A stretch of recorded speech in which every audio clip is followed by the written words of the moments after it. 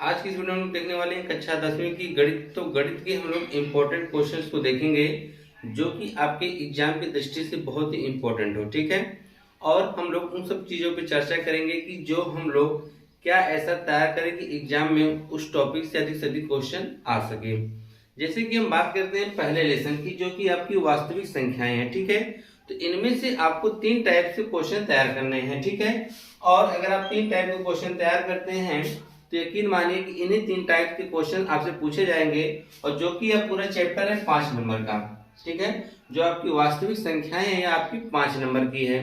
तो इनमें हमको कौन कौन से क्वेश्चंस देखने हैं। जैसे कि हमने पहला क्वेश्चन लिया है कि सिद्ध करो कि करड़ी में 3 एक अपरिमेय संख्या है, ठीक है। आपसे करड़ी में 3 भी पूछ सकता है, आपसे कह देगा करड़ी में 2 बताइए कि या सिद्ध कीजिए कि करड़ी में 2 एक अपरिमेय संख्या है, या आपसे कह सकता है सिद्ध कीजिए कि 1/2 यानी 1 करड़ी में 2 यह भी एक अपरिमेय संख्या है। इन तीनों में से कोई एक क्वेश्चन आपसे पूछ सकता है कि सिद्ध कीजिए कि यह एक अपरिमेय संख्या है। कोई जरूरी नहीं कि यह करड़ी में 3 ही हो, और भी संख्याएं ले सकता है, 5 भी ले सकता है। मतलब पहला हमारा टॉपिक होगा तैयार करने का कि सिद्ध करना है कि यह एक अपरिमेय संख्या है। अगर आप एक क्वेश्चन तैयार करते हैं, उसी के आधार पे आप कोई भी अगर आप क्वेश्चन पूछेगा उसे आप बता देंगे, ठीक है।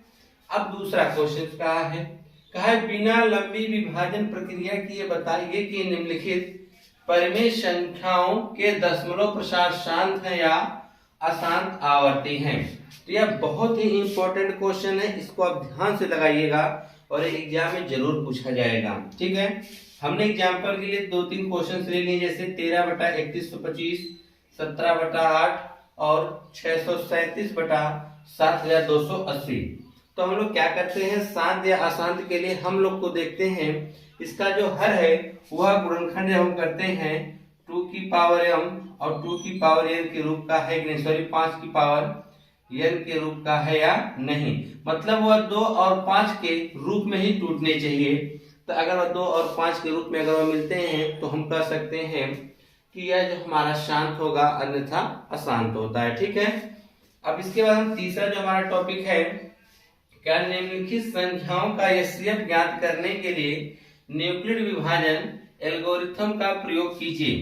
तो देखिए यहाँ पे आपको एचसीएफ ज्ञात करना है, वो भी किस विभाजन से, न्यूक्लिड विभाजन एल्गोरिथम के द्वारा आपको क्या करना है, इसका एचसीएफ निकालना है, ठीक है। हम चाहते हैं इन क्वेश्चंस को भी सॉल्व करवा सकते हैं, हम सॉल्व करवाएंगे तो काफी लंबी वीडियो हो जाएगी, ठीक है। आप लोग पढ़ चुके हैं, अब आप लोग को टेस्ट देना है, यानी एग्जाम में देना है पेपर, तो आप लोग इस क्वेश्चन को स्वयं हल करेंगे, ठीक है। अगर फिर भी नहीं आते हैं तो इन सब क्वेश्चंस के सॉल्यूशंस की लिंक हम वीडियो के डिस्क्रिप्शन में दे देंगे, वहां से आप लोग जाके इस क्वेश्चंस को देख सकते हैं और आपको पता है कि ये कौन कौन से चैप्टर से क्वेश्चन पूछे गए हैं, ठीक है। नंबर 4, जो क्वेश्चन नंबर 4 से हम लोगों ने लिया क्वेश्चन नंबर 9, इसके आगे भी और क्वेश्चंस हैं।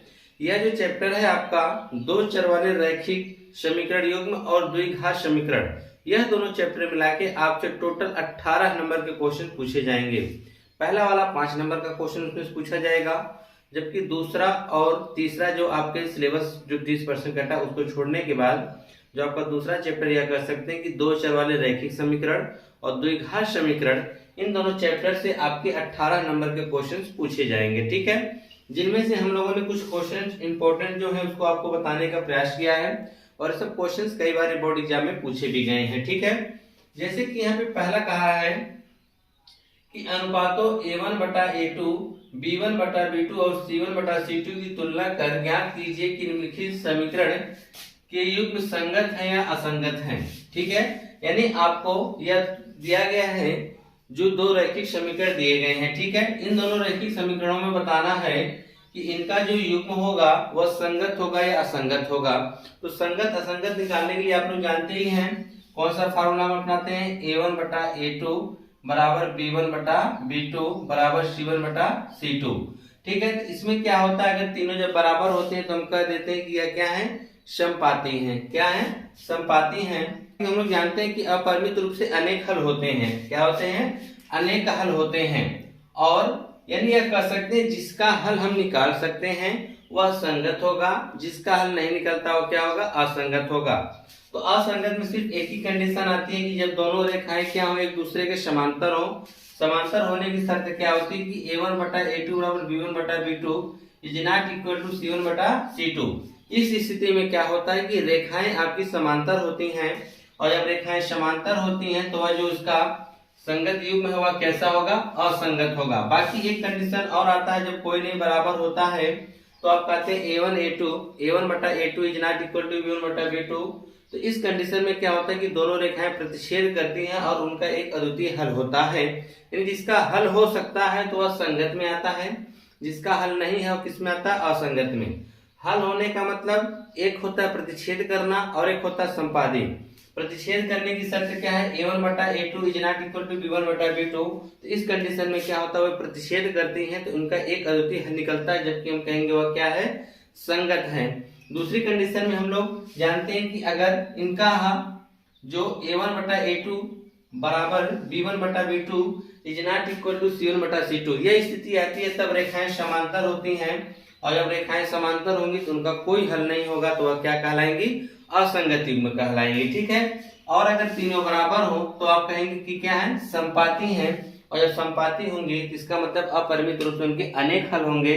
जब अनेक हल होंगे तो आप कह सकते हैं कि यह क्या होगा, आप कह सकते हैं संगत होगा। ठीक है।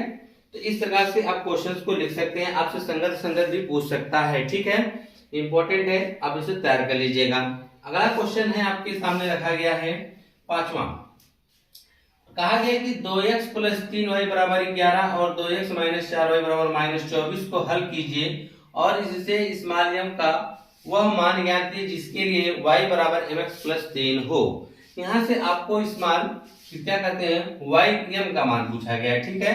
अब इसके m का मान निकालने के लिए आपको क्या करना पड़ेगा, पहले y और x का मान निकालना पड़ेगा। इसका y और x का। इस दो चर वाले रैखिक समीकरण को हल करने के लिए आपने टोटल 3-4 विधियां पढ़ी हैं। जैसे आपने ग्राफी विधि पढ़ा है, प्रतिस्थापन विधि पढ़ा है, विलोपन विधि पढ़ा है और प्रजगुणनखंड विधि पढ़ा है। ठीक, इनमें से जो भी आपको आसान लगे वह विधि लगाकर आप यहाँ से x और y का मान निकाल लीजिए। x और y का मान निकालने के बाद इसमें लाके आप रख दीजिएगा, तो यहाँ से स्मॉल m का मान मिल जाएगा। ठीक है। अब हम अगली बात करते हैं क्वेश्चन नंबर 6 की। कहा है कि यदि किसी भिन्न के अंश और हर दोनों में 2 जोड़ दिया जाए तो वह 9 बटा 11 हो जाती है। यदि अंश और हर दोनों में 3 जोड़ दिया जाए तो वह 5 बटा 6 हो जाती है, तो वह भिन्न ज्ञात कीजिए। बहुत ही इंपॉर्टेंट क्वेश्चन है। इस प्रकार के क्वेश्चन आपसे एग्जाम में जरूर देखने को मिलेंगे कि आपको क्या करना है कि आपको कहा गया कि अंश और हर दोनों में जोड़ने पर क्या हो जाती है, 9 बटा 11 हो जाता है। तो आप मान लिया करेंगे कि अंश x है, y हर मान लेंगे और उनके अंश और हर में 2-2 जोड़ने पर 9 बटा 11 के बराबर कर देंगे। ठीक, वहां से आप समीकरण बना के तैयार कर लेंगे। फिर अगली शर्त में आपसे कहा है कि यदि अंश और हर दोनों में 3 जोड़ दिया जाए तो वह 5 बटा 6 हो जाती है। तो उसी प्रकार से दूसरी शर्त में x प्लस वाई, जो x बटा y है, उनमें अंश और हर दोनों में 3-3 आप जब जोड़ देंगे तो वह क्या हो जाएगा, 5 बटा 6 हो जाएगा। ठीक है। तो यहाँ से भी आप दूसरा समीकरण बनाकर दोनों समीकरण को आप चाहे प्रतिस्थापन, विलोपन, ग्राफी या प्रजगुणनखंड विधि द्वारा किसी भी विधि से आप उसे हल करके वह भिन्न यानी x और y का मान निकाल सकते हैं। ठीक है। इसी के साथ हम क्वेश्चन नंबर 7 में की बात करेंगे कि क्वेश्चन नंबर 7 में क्या करना है। कहा है 2 अंकों की एक संख्या के अंकों का योग 12 है। 2 अंकों की एक संख्या के अंकों का योग क्या है, 12 है। अंकों का स्थान परस्पर बदल देने से प्राप्त दी गई संख्या से 18 क्या है, अधिक है, संख्या ज्ञात कीजिए।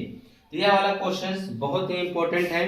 इसी तरह से एक क्वेश्चन आपसे और पूछा गया है कि 2 अंकों से बनी एक संख्या के अंकों एवं उसके अंकों को उलटने पर बनी संख्या के अंकों का योग 66 है। यदि संख्या के अंकों का अंतर 2 हो तो वह संख्या ज्ञात कीजिए। इन दोनों क्वेश्चन में से एक क्वेश्चन आपको जरूर एग्जाम में देखने को मिलेगा और दोनों के दोनों क्वेश्चन आपसे एग्जाम में पूछे भी गए हैं। तो इन क्वेश्चनों को आप ध्यान से देखिएगा क्योंकि ये क्वेश्चन हम लगाएंगे कैसे। इन क्वेश्चन को लगाने के लिए आपको क्या करना पड़ेगा, पहले संख्या माननी पड़ेगी। कैसे मानेंगे कि माना इकाई का अंक x है, दहाई का y है। ठीक है। तो उस कंडीशन में हम संख्या बनाते हैं तो दहाई में 10 का गुणा करके इकाई का अंक जोड़ते हैं, यानी कह सकते हैं 10y प्लस x होगा। आप संख्या बना लिए हैं। पहली कंडीशन में कहा कि दोनों के अंकों, कहा कि 2 अंकों की संख्या के अंकों का योग 12 है, यानी अंक कौन है, x प्लस y, इसका योग कितना हो गया, 12। अब कहा है कि अंकों का स्थान परस्पर बदल देते हैं। तो जो हमारा संख्या बनी थी 10y प्लस x, अब उसका स्थान बदल देंगे तो 10x प्लस y हो जाएगा। ठीक है, इस प्रकार से हल करके क्वेश्चंस को आप लगाएंगे। ठीक है, क्योंकि आप ये सब क्वेश्चन तैयार कर रखे हैं, अब आपका एग्जाम है, अब आपको ज्यादा कुछ बताने की जरूरत नहीं है। आप क्वेश्चंस को खोजिए, हल करिए और यह देखिए कि आप एग्जाम में कितने अधिक से अधिक क्वेश्चंस कर सकते हैं। सारे क्वेश्चंस आपको दिए जा रहे हैं, इन क्वेश्चनों को आप तैयार कर लेते हैं, यकीन मानिए कि अधिकतर क्वेश्चन इसी में से पूछे जाएंगे जो आपको बताया जा रहा है। ठीक है, ओके, अब क्वेश्चन नंबर 8 की बात करते हैं। यह वेरी वेरी इंपॉर्टेंट समझ लीजिए, ये आपके पेपर में आना ही आना है। कहा है कि एक राजमार्ग पर दो स्थान ए और बी 100 किलोमीटर की दूरी पर हैं। तो दो राजमार्ग क्या है, एक राजमार्ग दो बिंदु हैं। ठीक है, और वो कितनी दूरी पर है, 100। मान लीजिए कि यहाँ पे आपने दिखा दिया इस तरह से, कोई एक राजमार्ग खूब लंबा सा है, इसमें यहाँ पे बिंदु ए है और यहाँ पे बिंदु क्या है, बी, और दोनों बीच की दूरी कितना है, 100 किलोमीटर है। कितना है, 100 किलोमीटर। कहा है ना कि एक राजमार्ग पर दो स्थान ए और बी 100 किलोमीटर की दूरी पर है। एक कार ए से तथा दूसरी कार बी से एक ही दिशा में चलना प्रारंभ करती है। इसका मतलब एक कार यहाँ से चल रही है इस दिशा में और दूसरी भी कार इसी दिशा में चल रही है। ठीक है, फिर कहा यदि दोनों कारें भिन्न भिन्न चालों से एक ही दिशा में चलती हैं तो 5 घंटे पश्चात मिलती हैं। अगर दोनों कारें क्या करती हैं, एक ही दिशा में चलती हैं और इनकी चाल देखिए अलग अलग है, जाहिर सी बात है अगर यह वाली कार इसको पकड़ेगी तो इसकी चाल कम होगी, इसकी चाल क्या होगा, ज्यादा होगी, तभी तो यह वाली कार इसको पकड़ पाएगी। अगर इसकी चाल ज्यादा होगी, इसकी चाल कम होगी तो पहले ही आगे भाग जाएगी, तो पकड़ ही नहीं पाएगी। तो दोनों की चाल अलग अलग है और यह कार इसको 5 घंटे बाद पकड़ती है। कितने घंटे बाद, 5 घंटे बाद पकड़ती है। ठीक है, फिर कहा कि यदि वे विपरीत दिशा में चलती हैं, कहने का मतलब क्या है कि दोनों, यानी ये इस दिशा में चलती हैं और यह वाली इस दिशा में आती हैं, तो वे क्या करते हैं, 1 घंटे पश्चात मिल जाती हैं। 1 घंटे के बाद दोनों क्या होती हैं, मिल जाती हैं। तो दोनों कारों की चाल पूछा जा रहा है। यह क्वेश्चन बहुत ही इंपॉर्टेंट है, इसको आप बहुत अच्छे तरीके से लगाइएगा, तैयार कर लीजिएगा। ये आपसे लॉन्ग क्वेश्चन में भी पूछा जा सकता है।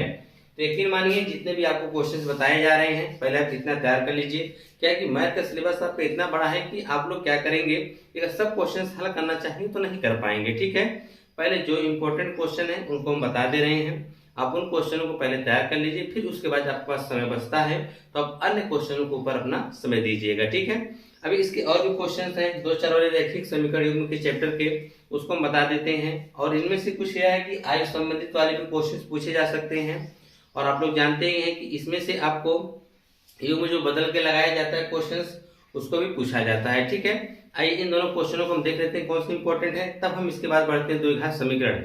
याद रखिएगा, जो आपका द्विघात समीकरण है और 2 4 वाले रैखिक युग्म समीकरण, यह दोनों मिला के 18 नंबर के क्वेश्चन हैं, पूछे जाएंगे। और वास्तविक संख्या मिला लिया जाए तो 23 नंबर, यानी ये 3 चैप्टर आप तैयार करते हैं, 23 नंबर आपके तैयार हो जाएंगे। ठीक है, आइए देखेंगे कि 10वें क्वेश्चन में क्या कहा है। कहा है कि ऋतु धारा के अनुकूल 2 घंटे में 20 किलोमीटर तैर सकती है। ऋतु जो है धारा के अनुकूल का मतलब धारा की दिशा में वह 20 किलोमीटर कितने समय में तैर सकती है, 2 घंटे में। और धारा के प्रतिकूल 2 घंटे में 4 किलोमीटर तैर सकती है। अगर वह धारा के प्रतिकूल मतलब पानी की धारा इस दिशा में है और ऋतु तैर रही इस दिशा में, तो वह 2 घंटे में सिर्फ 4 किलोमीटर की दूरी तय कर सकती है। ठीक है, तो कहा कि उसकी स्थिर जल में तैरने की चाल तथा धारा की चाल ज्ञात कीजिए। यह इंपॉर्टेंट क्वेश्चन है, इसे आप जरूर लगाइएगा। ठीक है, तो सॉल्व करवा सकते हैं, लेकिन सॉल्व इसलिए नहीं करवा रहे हैं ताकि आप लोग एग्जाम में अपने खुद से सॉल्व करें क्वेश्चंस को। ठीक है, और रह गई बात, ये सब आप लोग का एग्जाम टाइम चल रहा है और इस वक्त क्वेश्चन को सॉल्व कराना ठीक नहीं, आप लोग खुद से करिए इस क्वेश्चन को। ठीक है, और इस प्रकार के क्वेश्चन आपसे एग्जाम में देखने को जरूर मिलेंगे। अब जो अगला है क्वेश्चन नंबर 11, यह तो बहुत ही इंपॉर्टेंट है, इससे क्वेश्चन आना तय है। कहा निम्नलिखित समीकरणों के युग्मों को रैखिक समीकरणों के युग्म में बदलकर हल कीजिए। तो यह जो समीकरण दिए गए हैं इनको आपको क्या कहते हैं, रैखिक समीकरण युग्म में बदलकर क्या करना है, हल करना है। जैसे कि यहाँ पे दिया है 15/x - y प्लस y, क्या दिया है 15/x - y plus 22/x plus y बराबर 5 दिया है, और कहा है 40/x - y plus 55/x plus y बराबर 13। अब आपको अगर इसका एलसीएम लेके आप हल करने जाएंगे तो आप बहुत बड़ी गलती करने जा रहे हैं, क्योंकि ये क्वेश्चन जल्दी सॉल्व नहीं हो पाएगा उस तरीके से। इसको बदलना है तो आपको मानना पड़ेगा, लिखेंगे माना 1 बटा x माइनस वाई बराबर हम क्या मान लेंगे a, और हम मान लेंगे कि 1 बटा x प्लस वाई बराबर क्या मान लेंगे b। तो आपका समीकरण बन जाएगा, तो हो जाएगा 15a प्लस 22b बराबर क्या 5, समीकरण नंबर 1। इसी प्रकार से आप दूसरे वाले को भी मान लेंगे। तो आप देखिए मान ही चुके हैं कि 1 बटा एक्स वाई को आप क्या मान सकते हैं a, तो यह हो जाएगा 40a प्लस ये हो जाएगा 55b बराबर 13, समीकरण नंबर 2। अब इसे आप चाहे प्रतिस्थापन विधि लगाइए, विलोपन विधि लगाइए, ब्रज गुणनखंड विधि लगाइए, या किसी भी विधि से आप यहाँ से a और b का मान निकालेंगे, और a और b का मान निकालने के बाद यहाँ इनका मान वापस करके फिर एक बार समीकरण यह बनेगा, तब जाके वहां से x और y का मान निकलेगा। और यकीन मानिए इस तरह के क्वेश्चन आपसे एग्जाम में जरूर पूछे जाएंगे, और यह क्वेश्चन हमको लगता है कि 6 नंबर में आपसे पूछा जाएगा। क्यों? क्योंकि इसमें आपको 2 बार आपको क्या कहते हैं इसका मान निकालना पड़ जाएगा। ठीक, एक बार आप a और b का निकालेंगे, फिर उसके बाद आप x और y का मान निकालेंगे। ठीक है, तो इनमें से हमने 3 क्वेश्चन को लिया है। दूसरा क्वेश्चन हमने क्या लिया है 5 बटा एक्स माइनस वाई प्लस 1 बटा यहाँ पे दिया गया y माइनस 2, ठीक है, बराबर 2, और दिया गया है कि 6 बटा एक्स माइनस वाई माइनस 3 बटा वाई माइनस 2 बराबर 1। इसमें आप क्या करेंगे, देखेंगे यह दोनों सेम मिल रहा है आपको, और यह दोनों भी क्या मिल रहा है सेम। तो हम लोग 1 बटा एक्स माइनस वाई 1 बटा एक्स माइनस 1 बराबर हम लोग a मान लेंगे, और 1 बटा वाई माइनस 2 बराबर हम क्या मान लेंगे b। तो इस प्रकार से मानकर हम लोग क्या करते हैं क्वेश्चंस को हल कर सकते हैं। ठीक है, तो अब यहाँ पे तीसरा वाला करड़ी से एकदम मत डरिएगा। कहा कि 2 बटा करड़ी में x प्लस 3 बटा करड़ी में y बराबर 2। तो आप सीधी सी बात मानेंगे कि करड़ी में 1 बटा करड़ी में x क्या मान लेंगे a, और 1 बटा करड़ी में y को आप क्या मान लेंगे b। तो पहला क्या बन जाएगा, हो जाएगा 2a प्लस 3b बराबर 2, और इसको अगर आप मान लिए तो हो जाएगा 4a माइनस 9b बराबर माइनस 1। तो आपने दोनों समीकरण बना लिया। अब इनको आप हल कर लेंगे। हल करने के बाद a और b का मान निकालेंगे। a और b का मान निकालने के बाद इनके मान को हम पुनः वापस कर देंगे। तो यहाँ से हम लोग x और y के मान निकाल सकते हैं। तो ये तो आपके थे द्विघात समीकरण युग्मों के क्या कहते हैं दो रैखिक समीकरण युग्म जो थे, ये वाले चैप्टर के क्वेश्चन थे।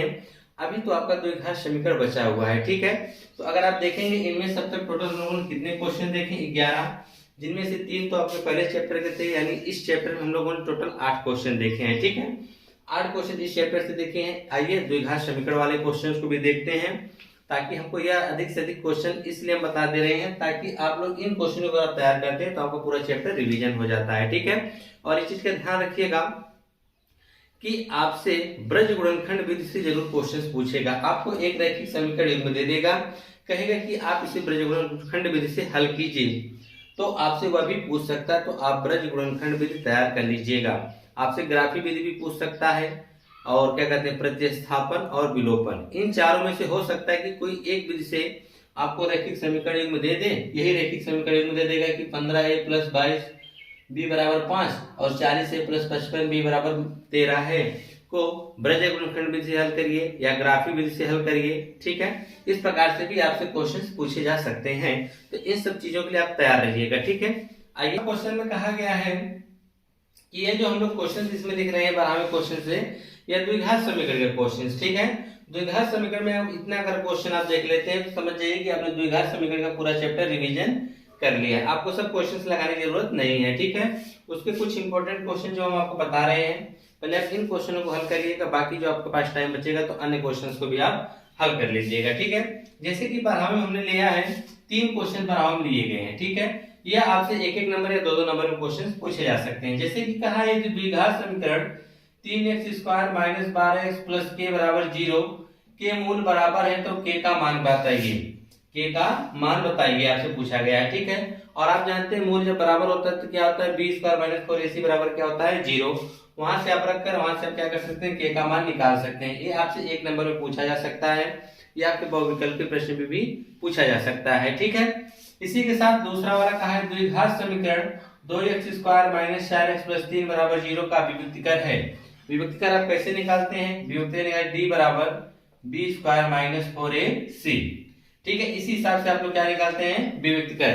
अगर हम देखते हैं कि d बराबर 0 आ गया तो मूल बराबर होता है, d का मान धनात्मक होता है तो मूल वास्तविक व असमान होते हैं, और d का मान अगर ऋणात्मक आता है तो मूल क्या होते हैं काल्पनिक होते हैं। ठीक है, इस प्रकार से आप विभक्तिकर निकालेंगे और देखेंगे किसका मूल काल्पनिक है, बराबर है या क्या कह सकते हैं असमान है। ठीक है, और अगला कहा है गुणनखंड विधि से 2x² plus x minus x बराबर 0 के मूल ज्ञात कीजिए, यानी इसका आपको गुणनखंड करके x का मान बताना है। ठीक है, और उसी के साथ आपसे क्वेश्चन और भी कर देगा, या पहला मान लीजिए दूसरा कर देगा करड़ी में 2x² प्लस 7x प्लस 5 करड़ी में 2 बराबर 0, इसके भी आपको मूल ही ज्ञात करने हैं, यानी x के मान निकालने हैं। ठीक है, ये आपसे छोटे छोटे क्वेश्चन पूछे जा सकते हैं द्विघात समीकरण से। ठीक है, अब सबसे इंपॉर्टेंट जो होता है क्वेश्चन इस चैप्टर में द्विघात समीकरण के यह दिए गए हैं। ठीक है, जिसमें से कहा गया x के लिए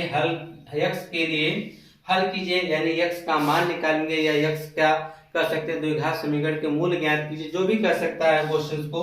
लेकिन इसको देखिए, पहला क्वेश्चन बहुत ही इंपॉर्टेंट है, कहा है कि 1/x-1 दूसरे कोष्टक में x-2 प्लस 1/x-2 दूसरे कोष्टक में x-3 बराबर 2/3 हो तो x is not equal to 1 2 3। ठीक है, यानी x जो है 1 2 3 के बराबर नहीं है। तो हम लोग क्या करेंगे, इसको हल कैसे करेंगे? तो सबसे पहले हम क्या करेंगे, इसका एलसीएम लेंगे। तो एलसीएम लेंगे तो x-2 दोनों जगह है, यह कॉमन सी चीज हो जाएगी। तो यानी आप कह सकते हैं जिसका एलसीएम आएगा x-1 x-2 और x-3, इन दोनों के बदले हम एक बार लेंगे। ठीक है, बाकी हम लोग कैलकुलेशन कर देंगे उनका एलसीएम लेने के बाद। देखेंगे दो भाग कट जाएगा, जैसे x-1 से x-2 ये दोनों का कटेंगे, क्या बचेगा x-3, यहाँ हो जाएगा x-3, फिर हो जाएगा प्लस x-2 x-3 कटेंगे, क्या बचेगा x प्लस x-1 बचेगा। ठीक है, इस प्रकार से आप हल करेंगे, यह थोड़ा सा लॉन्ग जाएगा। और एक ही मानिए कि इस प्रकार के क्वेश्चन आपसे जरूर पूछे जाएंगे द्विघात समीकरण से। द्विघात समीकरण आपका बहुत ही इंपॉर्टेंट चैप्टर है। द्विघात समीकरण और दो चर वाले रैखिक समीकरण युग्म जो है चैप्टर, इनमें से 18 नंबर के क्वेश्चंस पूछे जाने हैं, जिनमें से अधिकतर हमको लगता है कि द्विघात समीकरण से ही आपसे 10 नंबर के क्वेश्चंस कर सकते हैं। ठीक, कंफर्म नहीं कर सकते हैं, जिनमें से आपके लिए यह भी क्वेश्चंस बहुत ही इंपॉर्टेंट होंगे। तो देख लीजिएगा x का जो मान निकालना, और एक क्वेश्चन हमने और ले रखा है कि 1/x+1 प्लस 2/x+2 बराबर 4/x+4 है। इसमें से भी आपको x का मान निकालना है, या योग कर सकते हैं x के मूल ज्ञात करना है, दो भी कर सकता है आपसे। ठीक है, इस प्रकार अगर क्वेश्चंस दिखेंगे तो आप इनका एलसीएम लेकर इसको हल करेंगे। इन क्वेश्चंस को आप लोग एग्जाम में जाने से पहले जरूर हल कर लीजिएगा, क्योंकि एग्जाम में जब आप जाएंगे तब आप लोग को बहुत ही हेल्प मिलेगा। और जितने भी क्वेश्चंस बताए जा रहे हैं, यकीन मानिए इनमें से अधिक क्वेश्चन आपके बोर्ड पेपर में मिलने वाले हैं। ठीक है, अगला क्वेश्चन है पूर्ण वर्ग बनाने की विधि द्वारा मूल ज्ञात कीजिए। इसको तो आना तय है, क्योंकि पूर्ण वर्ग बनाना वाला जो क्वेश्चन है इनमें आपसे सब कुछ पूछ लेता है। ठीक है, जैसे कि आपसे कहा गया 5x² माइनस 6 - 2 बराबर 0। फिर दूसरा क्वेश्चन है 2x² माइनस x माइनस 4 बराबर 0, 2x² माइनस 7x प्लस 10 बराबर 0। इसको आपको ये जो तीन क्वेश्चन हमें दिया गया है, इन तीनों को आप पूर्ण वर्ग बना के हल करने की कोशिश करिएगा। और आप लोग इसे अगर हल कर लेते हैं, यानी कि अगर एग्जाम में आता है क्वेश्चन, आप उसे आसानी से हल कर लेंगे। हाँ, ये चीज हो सकता है कि अंक को बदल सकते हैं, अगर एग्जामिनर चाहे तो अंक को बदल सकता है, लेकिन जो तरीका है वो कभी नहीं बदला जाएगा। तरीका अगर आपने क्वेश्चन इस मेथड पे हल किया हुआ है तो आपका तरीका वही रहेगा, बस अंक चेंज होंगे, यानी कैलकुलेशन थोड़ा सा चेंज हो जाएगा। ठीक है, अब हम बात करते हैं क्वेश्चन नंबर, यहाँ हो गया 14 15 13 वाला। देखिए यहाँ पे कहा गया है कि द्विघात समीकरण को x के लिए हल कीजिए, यानी इसमें द्विघात समीकरण को जब हम हल करेंगे तो हमको x का मान मिलेगा, और x का वह मान मिलेगा a b के फॉर्मेट के रूप में। x का जो भी मान मिलेगा वह a और b से संबंधित रहेगा। ठीक, यानी a b के फॉर्मेट में हमको x का मान मिलने वाला है। जबकि 16वां क्वेश्चन हम लोगों ने क्या ले रखा है यहाँ पर कि एक नाव की शांत जल में चाल 15 किलोमीटर प्रति घंटा है, इसे धारा की विपरीत दिशा में 30 किलोमीटर जाने तथा फिर धारा की दिशा में पहले वाले स्थान पर लौटने में कुल 4 घंटा 30 मिनट का समय लगता है, तो धारा की चाल ज्ञात कीजिए। कहा है कि कोई नाव है जिसकी शांत जल में चाल कितनी दिया है, 15 किलोमीटर प्रति घंटा। अगर पानी शांत है तो वह नाव जो है 1 घंटे में 15 किलोमीटर की दूरी तय कर सकती है। ठीक है, फिर कहा है कि इसे धारा की विपरीत दिशा में 30 किलोमीटर जाने, अगर ये 30 किलोमीटर जा रहे हैं और फिर 30 किलोमीटर क्या कर रहे हैं वापस आ रही है। तो कहा है ना 30 किलोमीटर जाने तथा फिर धारा की दिशा में पहले वाले स्थान में लौटने में से टोटल मिलाकर 4 घंटे 30 मिनट लगते हैं, यानी जाने और आने में टोटल मिला कितने समय लगते हैं, 4 घंटा 30 मिनट लगता है। तो धारा की चाल पूछा गया आपसे, ठीक है। इस प्रकार के क्वेश्चंस आपसे जरूर पूछे जाएंगे, ठीक है। आयु वाला क्वेश्चंस हो गया, नाव वाला क्वेश्चंस हो गया, इन प्रकार के क्वेश्चंस को आप जरूर देख के जाइएगा, ठीक है। अब आया एक रेलगाड़ी वाला क्वेश्चन। कहा है कि एक रेलगाड़ी समान चाल से 360 किलोमीटर प्रति घंटा की दूरी तय करती है। कोई रेलगाड़ी है जो 360 किलोमीटर की दूरी एक समान चाल से चलती है, ठीक है। कहा यदि यह चाल 5 किलोमीटर प्रति घंटा अधिक होती, यानी उसने अपनी चाल को बढ़ा दिया, कितना, पहले की चाल से 5 किलोमीटर प्रति घंटा अगर वह चाल अधिक करती है तो वह उसी यात्रा में 1 घंटा का कम समय लेती है, तो रेलगाड़ी की चाल ज्ञात कीजिए। वेरी वेरी इंपॉर्टेंट क्वेश्चन है, बता दे रहे हैं आपसे। इन क्वेश्चनों को आप लोग इग्नोर करते ही मत करिएगा, नहीं तो आप पछताएंगे एग्जाम में, ठीक है। जितने भी क्वेश्चंस लिखे गए हैं सब के सब क्वेश्चंस आप हल करिएगा।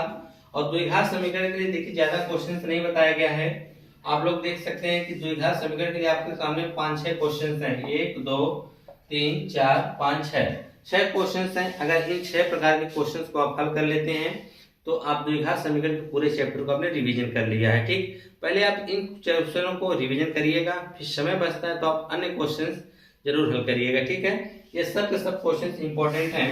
तो यह रेलगाड़ी वाला, नाव वाला, यक्स का जो मान निकालना है पूर्णवर्ग बनाने विधि द्वारा, यहाँ से भी यक्स के जो मूल निकालना है, इन क्वेश्चंस को आपके सामने 4-5 टॉपिक दिए गए, इन पे आप जरूर क्वेश्चंस को हल करिएगा। और हल करने के बाद आप देखेंगे कि आपने द्विघात समीकरण को कितने अच्छे तरीके से तैयार कर लिया है। तो यहाँ तक आप लोगों को 16 क्वेश्चन हमने बताए हैं। अगर आप ये 16 क्वेश्चन तैयार करते हैं तो टोटल आपके 23 नंबर के चैप्टर को आप कवर कर लेंगे, ठीक है। देखेंगे कि 18वां क्वेश्चन जो है आपके त्रिभुज वाले चैप्टर से हम लोग यहाँ से कर रहे हैं 18 से लेकर 22 तक, ठीक है।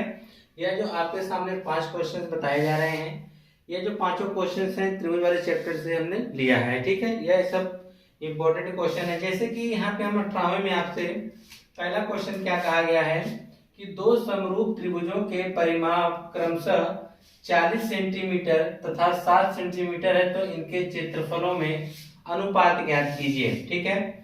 बहुत ही इंपॉर्टेंट क्वेश्चन है, याद रखिएगा, क्योंकि ये आपसे 1 नंबर के क्वेश्चन में पूछ सकता है, ठीक है। तो कहा है कि दो समरूप त्रिभुजों के परिमाप क्रमशः 40 सेंटीमीटर तथा 60 सेंटीमीटर है, तो इनके क्षेत्रफलों में अनुपात ज्ञात कीजिए, ठीक है। और इसी के साथ दूसरा क्वेश्चन भी कहा है यदि निम्न चित्र में OA इंटू OB बराबर OC इंटू OD है, तो दर्शाइए कि कोण A बराबर कोण C और कोण B बराबर कोण क्या कहते हैं, कोण D है, ठीक है। तो यह चित्र आपके सामने है, इसमें क्या दर्शाना है, कहा है कि दर्शाइए कोण A जो है, यहाँ पर ये जो कोण A है वह कोण C के बराबर है, यानी इसके ऊपर वाला यह कोण बराबर है, और कोण B जो है यह वाला कोण इस वाले कोण के क्या है, बराबर है। जबकि कहा कि OA डॉट OB यानी यहाँ से लिखें इसका और इसका जो डॉट होगा वह OD डॉट OC के क्या है, बराबर है, ठीक है। इसमें आपको ये दर्शाना है कि कोण A जो होगा वह C के बराबर होगा, B जो होगा D के बराबर होगा, ठीक है। इससे आप कर लेंगे। जबकि 19वें क्वेश्चन में क्या कहा गया है, ठीक है। देखिए ये क्वेश्चन हम इसलिए नहीं करवा रहे ताकि आप लोग खुद से करिए, नहीं आएगा तो हम जरूर इस सब क्वेश्चंस को बता देंगे, जैसा होगा वैसा आप लोग कमेंट में बताइएगा। तो देखिए 19वें क्वेश्चन में क्या कहा गया है, कहा है समकोण त्रिभुज ABC में कोण B 90 अंश है, यदि D भुजा BC का मध्य बिंदु हो तो सिद्ध कीजिए AC स्क्वायर बराबर 4AD माइनस 3AB स्क्वायर। तो यहाँ पे कहा है कि त्रिभुज ABC में कोण भी समकोण है। यह देखिए त्रिभुज है आपका, इसमें कोण भी कितना दे रखा है, समकोण यानी 90 अंश है।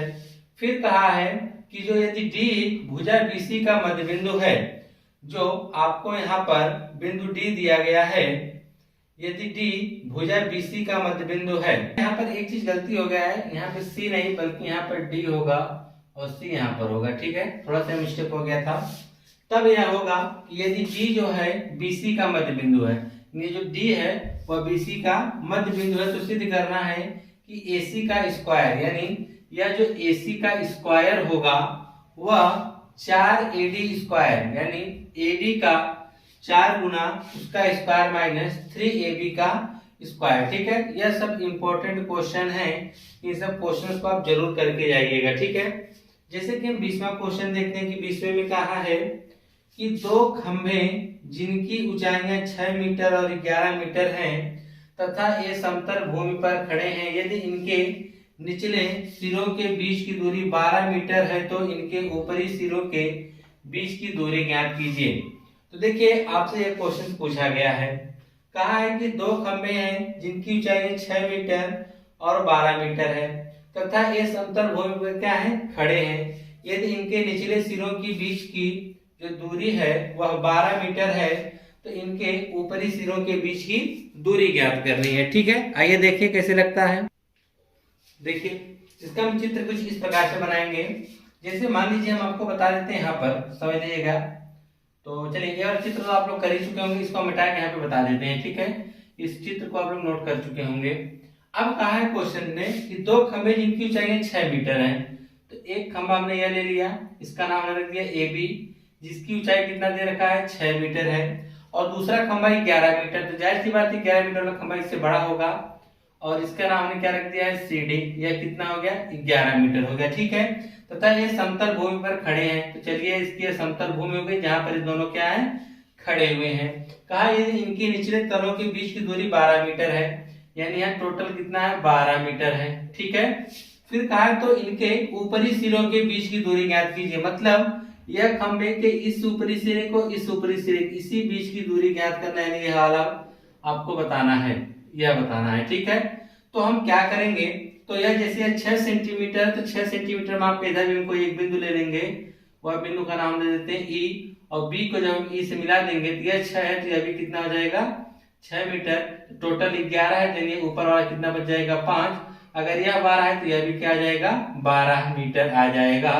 तो आपको यही निकालना है। तो यहाँ पर बनेगा कोण कितने का, 90 डिग्री का कोण बन जाएगा। ठीक है, यानी यहाँ 12 का हो गया, ये 5 का, 12 का यह कर्ण हो गया, तो 12 का 144, 5 का 25।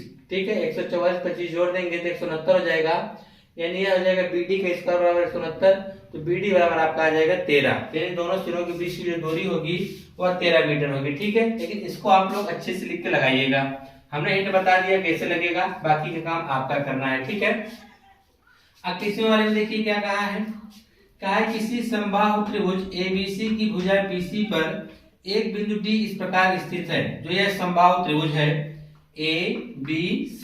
ठीक है, और इसी भुजा BC पर एक कोई बिंदु क्या है, D स्थित है।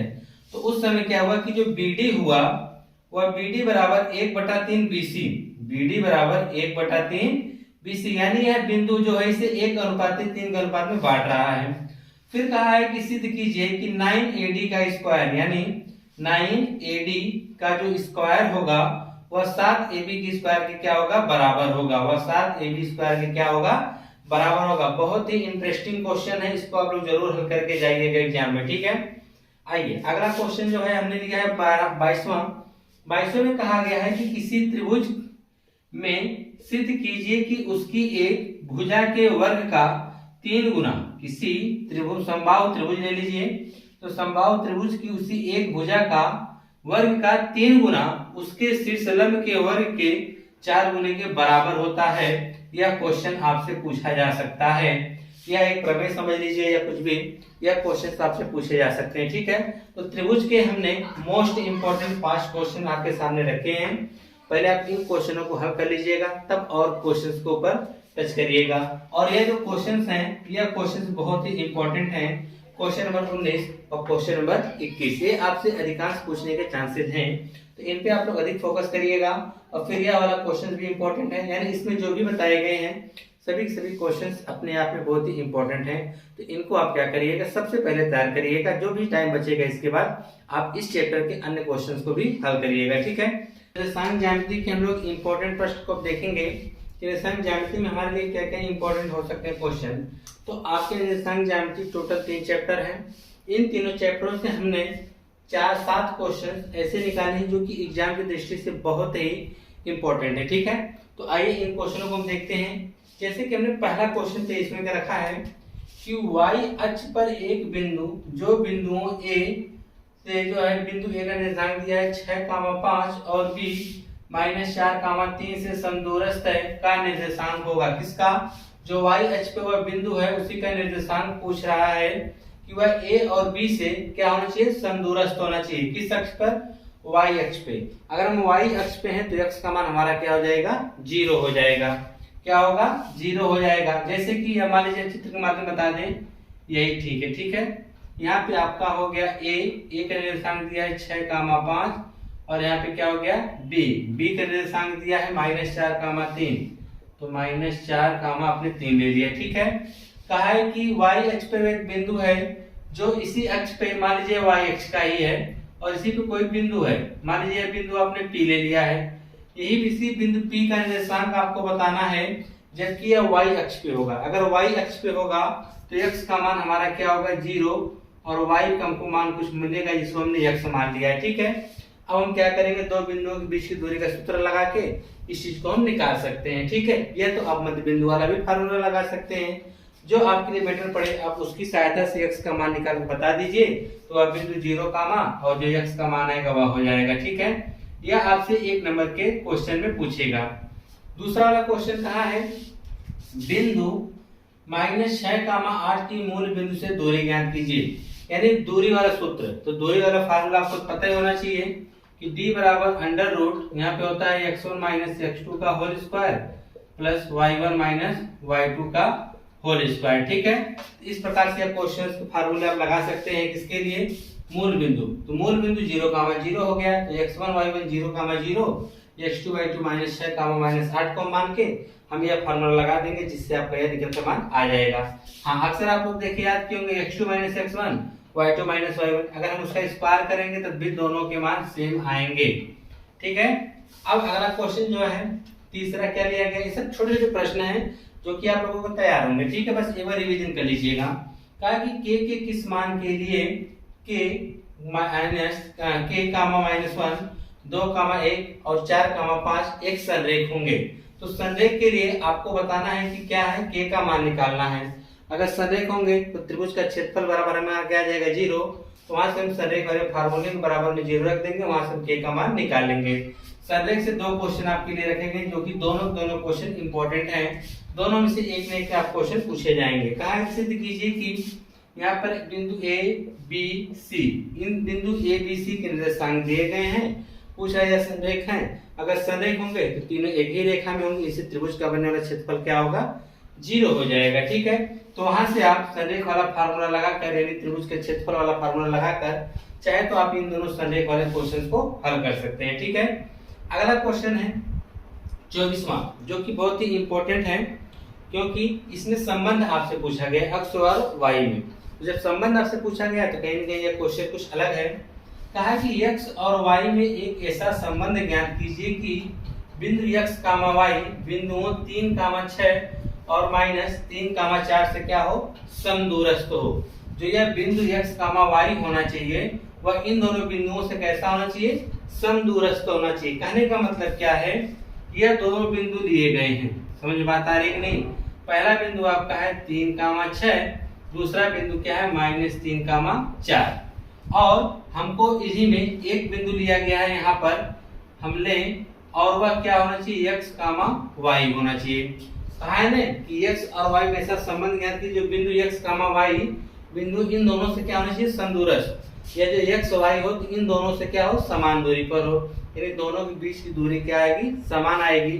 तो आप चाहे तो दोनों के बीच की दूरी का फार्मूला लगाकर x और y में क्या बता सकते हैं? संबंध निकाल सकते हैं। ठीक है, बहुत ही बढ़िया क्वेश्चन है, आप लोग जरूर इसे हल करिएगा और आसानी से यह लग भी जाएगा और परीक्षा की दृष्टि से बहुत ही इंपॉर्टेंट है, इस चीज का ध्यान रखिएगा।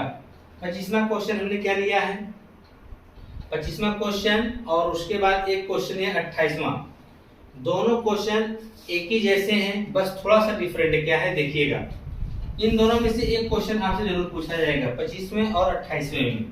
तो 25वें में कहा है कि बिंदुओं A -2, और B 2, 8 को जोड़ने वाले रेखाखंड AB को 4 बराबर भागों में विभाजित करने वाले बिंदुओं के निर्देशांक ज्ञात कीजिए। यहाँ पर आपको 4 बिंदु बताने हैं जो ए बी को बराबर भागों में बांट दे। कहने का मतलब क्या है, यह आपका ए बी है, ठीक है, ये आपका हो गया ए बी।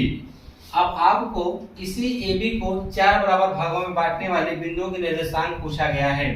तो पहला अगर हम मान लेते हैं यहाँ पे सी, दूसरा मान लेते हैं डी, तीसरा मान लेते हैं ई। तो 1 2 3 4 भागों में आपने बांट दिया। अब निर्देशांक इसका निकालना है सी का। तो सी का जब निर्देशांक मानेंगे तो मानेंगे इसका x1 y1, इसका x2 y2, इसका x3 y3 हो जाएगा। जब x1 y1 निकालेंगे तो एक भाग इधर, 1 2 3 भाग उधर, यानी 1:3 में हम बांट सकते हैं। डी का जब निकालेंगे तो देखिए 2 खंड इधर 2 खंड उधर हो जाएंगे, 2:2 हम लोग कर लेंगे। जब ई का निकालेंगे तो 1 2 3 भाग इधर, तो 1 भाग उधर हो जाएगा, 3 भाग 1, 3:1 से करके इस क्वेश्चन को लगा लेंगे। सेम उसी प्रकार से 28वां भी है। कहा कि बिंदुओं 4, -1 और -2, -3 को जोड़ने वाले रेखाखंड को समत्रिभाजित कीजिए, यानी इसमें 4 भागों में बांटना है, इसमें 3 भागों में बांटना है। करने वाले बिंदुओं के निर्देशांक ज्ञात कीजिए। तो दोनों क्वेश्चंस को आप जरूर लगाएंगे, दोनों में से एक क्वेश्चन आपको एग्जाम में देखने को जरूर मिलेंगे, ठीक है। अब इसके बाद हम 26वां क्वेश्चन को देखते हैं। 26वें क्वेश्चन में क्या कहा गया है, कहा है कि बिंदुओं ए और बी क्रमशः -2, और 2, -4 हो तो बिंदु पी के निर्देशांक ज्ञात करना है। किसका निर्देशांक ज्ञात करना है, बिंदु पी का। कहा है कि AP बराबर 3/7 AB है और P AB पर स्थित है। जो बिंदु P है वह AB पर स्थित है। कहने का मतलब क्या है कि यह कोई एक रेखाखंड है AB। क्या है, कोई एक रेखाखंड है AB है। इसी A पर एक बिंदु क्या स्थित है, P स्थित है। अब वो कहां पर स्थित है देखिएगा, यह बिंदु आपने P स्थित कर दिया है। अब कहा कि जो AP होना चाहिए वह 3/7 AB के बराबर होना चाहिए। कहने का मतलब क्या, अगर AB को आप इधर करेंगे तो यह हो जाएगा AP/AB बराबर 3/7।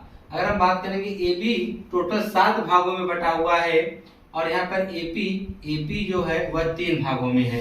कहने का मतलब क्या है कि यहाँ से यहाँ तक टोटल 3 भाग है और यहाँ से यहाँ तक टोटल कितना है, 4।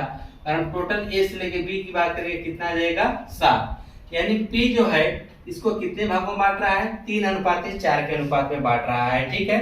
तो वहां से आप लोग क्वेश्चन इस प्रकार से निकाल लेंगे कि AP 3 हो जाएगा और PB कितना हो जाएगा, 4 हो जाएगा। इन क्वेश्चन को हमने हल करवा रखा है, आप लोग को इस वीडियो के डिस्क्रिप्शन में हम लिंक दे देंगे। अगर आपको क्वेश्चंस नहीं आएंगे तो वहां से आप जाके इसको देख लीजिएगा, ठीक है। आप चैप्टर में जानते होंगे किस चैप्टर से क्वेश्चन पूछे गए, उस चैप्टर की वीडियो आप जाके देख लीजिएगा। अब बात करते हैं क्वेश्चन नंबर 27 की। कहा है कि उस त्रिभुज का क्षेत्रफल ज्ञात कीजिए जिसके शीर्ष इसी क्रम में। आपसे चतुर्भुज का क्षेत्रफल पूछा जा रहा है, ठीक है।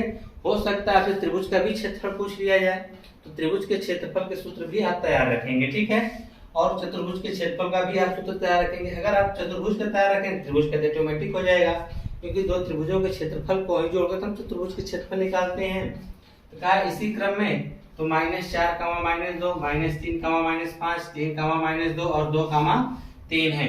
तो आप क्या बनाएंगे, चतुर्भुज के चारों शीर्षों को हम दर्शा देंगे, फिर एक विकर्ण खींच देंगे तो 2 त्रिभुजों में बट जाएगा। तो दोनों त्रिभुजों के क्षेत्रफल निकाल के हम जोड़ देंगे तो हमको चतुर्भुज का क्षेत्रफल मिल जाएगा, ठीक है। 29वां क्वेश्चन कहा है बिंदुओं -3, 10 और 6, -8 को जोड़ने वाले रेखाखंड को बिंदु 1, 6 किस अनुपात में विभाजित करेगा। यहाँ से आपसे पूछा गया है कि जो बिंदु -3, 10 और 6, 8 को जो जोड़ने वाला रेखाखंड है वह बिंदु 1, 6 किस अनुपात में बांटेगा। यहाँ से आपसे अनुपात पूछा गया है, बहुत ही सिंपल क्वेश्चन है, इसको आप जरूर देख लीजिएगा, ठीक है। अब बात करते हैं 30वें क्वेश्चन की। यह इंपॉर्टेंट है, याद रखिएगा, यह वेरी वेरी इंपॉर्टेंट है। का y का वह मान ज्ञात कीजिए जिसके लिए बिंदुओं P 2, -3 और Q 10, -1, 10, y के बीच की दूरी का 10 मात्रक है। बीच की दूरी कितना है, 10 मात्रक है।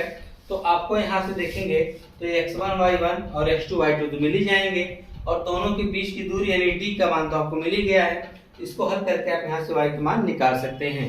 तो निर्देशांक ज्यामिति में पहले आप इतने क्वेश्चंस को जरूर सॉल्व कर लीजिएगा, फिर उसके बाद अन्य क्वेश्चंस को आप ध्यान दीजिएगा, ठीक है। त्रिकोणमिति एवं त्रिकोणमिति के अनुप्रयोग वाले चैप्टर से आपसे क्वेश्चन देखेंगे और ये जो दोनों चैप्टर हैं टोटल 10 नंबर के आपसे इन दोनों चैप्टर से क्वेश्चंस पूछे जाएंगे। ठीक है, तो आइए देखते हैं कि जैसे कि आपको ये पहला क्वेश्चन दिया गया है कि साइन 27/63 का मान बताइए। साइन 27/cos 63 का मान बताइए क्या होगा। तो आप लोग जानते हैं कि अगर इन दोनों को जोड़ने पे 90 अंश आ जाता है तो हम दोनों में से किसी एक को चेंज करते हैं और काटने पे इसका मान हमेशा क्या मिलता है, 1 मिलता है। उसी प्रकार से दूसरा क्वेश्चन लिया गया है कि यदि cos a बराबर करड़े में 3/2 हो तो sin 2a का मान ज्ञात कीजिए। तो sin 2a का मान किस प्रकार से निकालेंगे, तो आप देखेंगे कि cos a बराबर करड़े में 3/2 दिया हुआ है, या cos कितने का मान होता है, तो cos 30 का मान होता है। जब cos 30 का मान है तो a बराबर कितना आ जाएगा 30, तो a का मान लेकर हम sin 2a में रख देंगे। तो sin 2a में जब रखेंगे तो हो जाएगा 30 गुना 60 यानी 60 का मान। तो sin 60 का भी मान क्या होता है, करड़े में 3/2 ही होता है। यानी हम कह सकते हैं दोनों का मान क्या आएगा, सेम ही आएगा। sin 2a बराबर भी क्या आएगा, करड़े में 3/2 आएगा। जबकि क्वेश्चन में 3 में क्या कहा जा रहा है, क्वेश्चन में 3 में आपसे कहा है कि यदि sec 4a बराबर cosec a माइनस 20 हो, जहां 4a क्या है, न्यून कोण हो। ये जो 4a है वह कितना है, न्यून कोण है, यानी 90 अंश से छोटा है हो तो स्मॉल a का मान ज्ञात कीजिए। तो करना क्या है, यहाँ पे सेक दे रखा है और यहाँ पे क्या है, कोसेक है। तो आप क्या करेंगे, ये जब न्यून कोण है इसे हम 90 वाले रूप में चेंज कर सकते हैं। वैसे भी सेक किस में चेंज होता है, कोसेक में चेंज होता है। कोसेक को आप चेंज करिए सेक में, सेक को चेंज कर दीजिए कोसेक में। वहां से करके आप क्या कर सकते हैं, सेक और कोसेक को एक दूसरे से आप काट सकते हैं। जब चेंज करेंगे दोनों एक ही जैसे हो जाएंगे तो आप काट देंगे, तो आप वहां से हल करके ए का मान बता सकते हैं। जबकि 32वां क्वेश्चन वेरी इंपॉर्टेंट है, इस चीज का ध्यान दीजिएगा। यह कई बार आपसे एग्जाम में पूछे भी जा चुका है क्वेश्चन। कहा है कि यदि ए बी तथा सी त्रिभुज एबीसी के अंतःकोण हो तो दिखाइए कि सेक कोष्टक में b + c/2 बराबर कोसेक a/2 होगा। यह बहुत ही इंपॉर्टेंट क्वेश्चन है, जिसे आप कैसे लगाएंगे, तो आप लिखेंगे कि a + b + c बराबर हम जानते हैं 180 अंश होता है। तो वहां से हम लोग क्या करेंगे, a को पक्षांतर कर देंगे। ठीक है, इधर हो जाएगा a + b बराबर क्या आ जाएगा a। तो अब हम दोनों पक्षों में 2 से भाग कर देंगे तो आ जाएगा b + c/2, उधर हो जाएगा 90 माइनस a/2 हो जाएगा। ठीक है, तो अब उसके बाद यहाँ पे देखिए क्या लाना है, सेक। तो आप क्या कर सकते हैं, तो दोनों पक्षों का सेक ले लीजिए या कोस ले लीजिए, जिस प्रकार से आप कर सकते हैं। ठीक है, अब इसके बाद हम क्या करेंगे, जब हम सेक लेंगे तो करना क्या है, इधर का सेक लेंगे इधर का भी सेक लेंगे, तो इधर सेक में हो जाएगा आपका सेक 90 माइनस a/2 रहेगा, सेक किस में चेंज हो जाएगा, कोसेक में चेंज हो जाएगा। आप यह तरीका भी लगा सकते हैं, या तो आप इसी चीज को रहने दीजिए, इसका लेफ्ट हैंड साइड नोट कर लीजिए। या b + c/2 दे रखा है ना, आप यहाँ पे इस प्रकार से बना सकते हैं कि a + b + c बराबर 180 अंश। तो bc निकालेंगे तो 180 माइनस क्या हो जाएगा, a हो जाएगा। ठीक है, अब उसी चीज को आप क्या करेंगे, उसमें जाके रख देंगे। जब यहाँ पे रखेंगे तो इसका दोनों का बटा अलग अलग करेंगे, तो यह हो जाएगा 90 माइनस वह हो जाएगा c/2, और 90 में नाम चेंज होकर क्या आ जाएगा, सेक कोसेक a/2 आ जाएगा equal to right hand side. आप दोनों तरीके से आप लगा सकते हैं। क्वेश्चन नंबर 33, यह भी बहुत ही इंपॉर्टेंट क्वेश्चन है, इसको आप लोग इग्नोर ना करिएगा। कहा है कि यदि tan a + b बराबर करड़े में 3 और tan a - b बराबर 1/3 हो तो आपसे बताना है कि जो a + b है वह 0 से बड़ा है और 90 से छोटा या 90 के बराबर है। और यहाँ पे ये भी बताया गया कि a जो इज ग्रेटर देन है b से, तो ab का मान ज्ञात करना है। यानी आपको ab का मान बताना है और ab का जो योग होगा 0 से बड़ा 90 से छोटा या तो उसके बराबर होगा, और a जो है b से बड़ा है। तो ab का मान ज्ञात करने के लिए आप क्या कर सकते हैं, आप जानते हैं कि tan a + b बराबर करड़े में 3 दे रखा है, तो करड़े में 3 जो होता है tan 60 का मान होता है। तो यहाँ से जब रखेंगे तो तुलना कर देंगे तो a + b बराबर क्या आ जाएगा, 60 आ जाएगा। और यहाँ पे अगर हम बात करेंगे तो tan a - b बराबर 1/करड़े में 3 दिया है, तो हम tan a - b बराबर 1/करड़े में कितने का मान होता है, tan 30 का होता है। tan से tan हट जाएगा तो a - b बराबर क्या आ जाएगा, 30। तो आपके समीकरण बन गए, हल करके आप a और b के मान निकाल सकते हैं। 34 वाले क्वेश्चन में क्या कहा है, कहा कि सिद्ध कीजिए कि cosec theta minus cot theta का पूरे का होल स्क्वायर जो होगा 1 - cos थीटा बटे 1 प्लस कॉस थीटा के बराबर होगा। आपको ये सिद्ध करके दिखाना है। और दूसरा क्वेश्चन सिद्ध करने वाला क्या दिया है, sine theta minus 2 sine cube theta बटे 2 cos square theta minus cos theta बराबर tan थीटा। तो यह दोनों क्वेश्चंस हैं। इन दोनों क्वेश्चंस को आप अच्छे से तैयार कर लीजिएगा। इसी प्रकार से और भी क्वेश्चंस इस चैप्टर में होंगे तैयार करने जो सिद्ध करने वाला है, वह सब आपसे पूछे जाएंगे। ठीक है, याद रखिएगा कि आपका सिर्फ ये जो सिद्ध करने वाला उनमें से सिर्फ एक सरल समीकरण निकली हुआ कौन से, sine square theta plus cos square theta बराबर 1। यह वाली सरल समीकरण क्या की गई है, हटा दिया गया इस बार आप लोगों के इस क्या कहते हैं 30% के सिलेबस में से। ठीक है, जो कटा है कोविड की वजह से, उसमें से यह सरल समीकरण हटा दी गई। बाकी दो सरल समीकरण हैं उन पे क्वेश्चन आपसे पूछे जा सकते हैं। इसलिए क्या करिएगा कि इस चैप्टर के जो भी 8-10 क्वेश्चन हैं उसको आप सॉल्व कर लीजिएगा। ठीक है, इसलिए क्योंकि यह सिद्ध करने वाला एक क्वेश्चन आपसे जरूर पूछा जाएगा और आपको उम्मीद है कि 4 नंबर में आपसे पूछा जा सकता है। ठीक है, तो यह हो गए आपके त्रिकोणमिति से। ठीक है, अब त्रिकोणमिति के अनुप्रयोग में हम देख लेते हैं। त्रिकोणमिति के अनुप्रयोग में हमने 36वां क्वेश्चन आपके सामने लिया है। कहा कि समुद्र तल से 75 मीटर ऊंची लाइट हाउस के शिखर से देखने पर दो समुद्री जहाजों के अवनमन कोण 30 अंश और 45 अंश है। कोई 75 मीटर ऊंची लाइट हाउस है, उसके शिखर से दो समुद्री जहाजों को देखा जा रहा है। अगर ऊपर से नीचे देखेंगे तो हमारा अवनमन कोण बनता है और नीचे से ऊपर देखेंगे तो उन्नयन कोण बनता है। तो कहा जब वहां से देखा जा रहा है तो जो अवनमन कोण है 30 और 45 अंश है। यदि लाइट हाउस के एक ही ओर एक जहाज दूसरे जहाज के ठीक पीछे हो तो दोनों जहाजों के बीच की दूरी ज्ञात करना है। कहने का क्या मतलब है, यह मान लीजिए कोई लाइट हाउस है, ठीक है, इसके दोनों एक ही ओर दोनों जहाजें हैं। समझ में बात आ रही है कि नहीं। और यहाँ से जो खड़ा व्यक्ति पहले कहाँ देखेगा, सामने देखेगा। अब यहाँ से खड़ा व्यक्ति क्या कर रहा है, एक बार इस जहाज को देख रहा है और एक बार इस जहाज को देख रहा है। जो जहाज दूर होगी उसका कोण कम बनेगा, तो हम मान सकते हैं कि यहाँ पे जो इस जहाज को देख रहा है यहाँ पे बनेगा कोण 30, तो यह भी कितने का बनेगा, 30 का बनेगा। और फिर नजदीक वाली को देख रहा है 45, तो यहाँ से टोटल जब करेंगे 45, तो यह भी कितने हो जाएगा, 45 हो जाएगा। एक जहाज ए पे है, दूसरी जहाज बी पे है और यह जो CD है आपका लाइट हाउस है। तो यहाँ से अब चित्र के माध्यम से बता दिया है। तो आपसे पूछा है कि दोनों जहाजों के बीच की दूरी यानी इन्हीं के बीच की दूरी बताना है कि AB के बीच की दूरी कितनी होगी। तो आप चित्र क्वेश्चन इसको आप ध्यान से देख के लगाइएगा और चित्र जरूर बनाइएगा। अगर आप चित्र नहीं बनाते हैं तो आपका क्वेश्चन अधूरा माना जाएगा।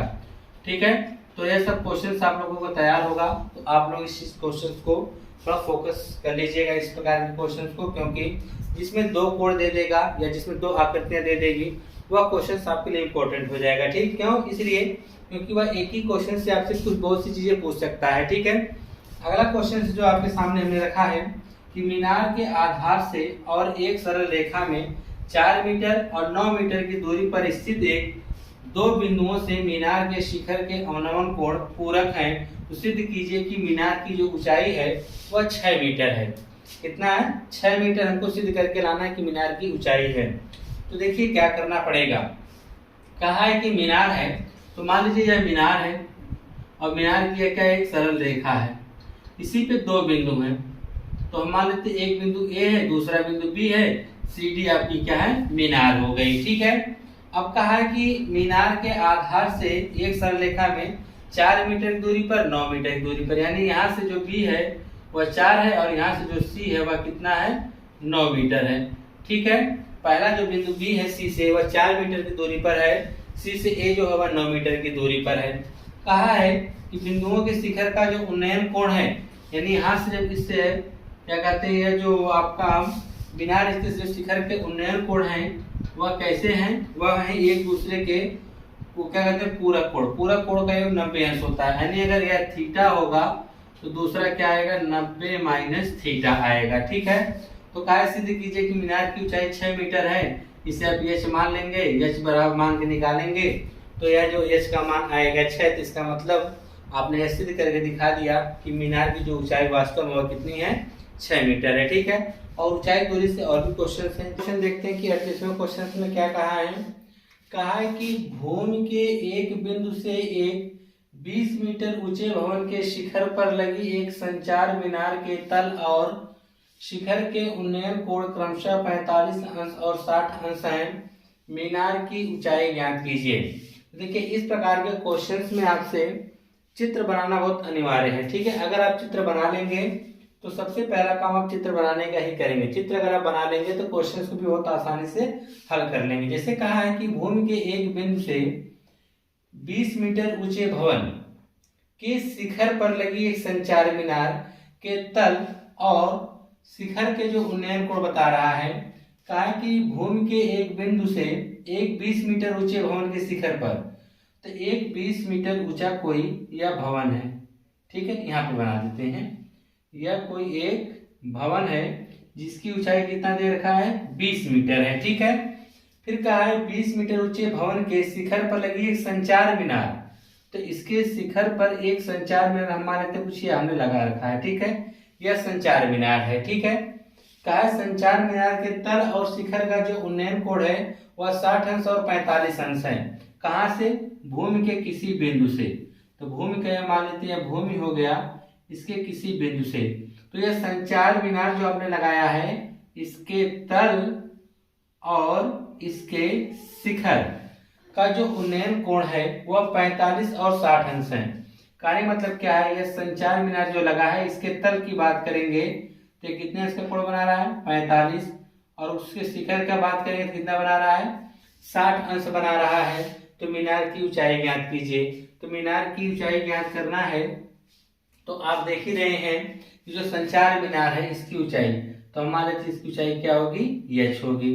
ठीक, यह 20 तो है ही दिया है टोटल, और इसको हम क्या मान लेंगे, x मान लेंगे। टोटल की बात करेंगे तो हो जाएगा 20 प्लस h हो जाएगा। अब यहाँ से आप क्वेश्चंस को हल कर सकते हैं, आपका चित्र बन गया है। तो यहाँ पे इसका नाम भी कुछ रख दीजिएगा, A, B, C और D। तो यहाँ पे इसके बारे में कुछ आप लिख के आप क्वेश्चंस को हल कर दीजिएगा। ठीक है, इसी प्रकार से एक पेडेस्टल करके क्वेश्चन आप में है, उसमें आपको यह पेडेस्टल की ऊंचाई पूछता है और मूर्ति की ऊंचाई दे देता है। दोनों क्वेश्चन सेम ही एक ही जैसा है, दोनों में से कोई भी एक क्वेश्चन आपसे पूछे जा सकते हैं।